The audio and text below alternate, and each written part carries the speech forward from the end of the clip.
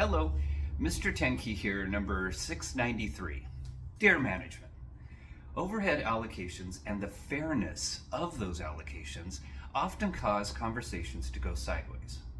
And most of the sidewaysness, it's a word, Google it, comes from regional, area, and branch managers that don't see the relationship between those allocations and their bottom lines, especially when their compensation or bonus structures are based on those bottom lines.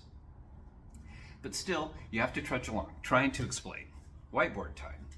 Basically trying to explain all the corporate costs. Now here's the kicker, for services provided to the branch, so trying to get those corporate costs fairly allocated to the branches for services provided, okay?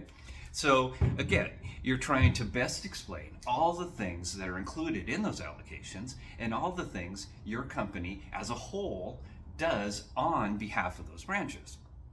Yet still, conversation goes along, and before you're even done, they come back with, okay, well maybe those few items, but not all this other stuff, not directly, as they dig in and start picking apart expense by expense all your allocations to them, okay? But now, after all that, as of today, I have a new comeback for them, and it goes something like this. Allocations are like the preschool for all tax that I just paid today for the pleasure of living in Multnomah County during 2022. Now, I don't even have children, and yet I have to pay taxes for other offspring to sit in front of a teacher and learn to become an educated addition to the population. So I have to live with that fact, and I do, and accept the indirect relationship to my life as I pay for the ability to live in a better society because of the allocation of my taxes. And some overhead allocation are like that.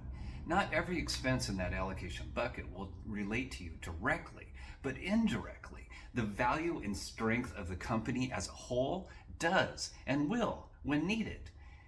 And it's, and it will be done consistently. So, I usually kind of pause and then I finish up with something like, so there. And those are my couple pennies. Hope that helps. Have a good day, peeps.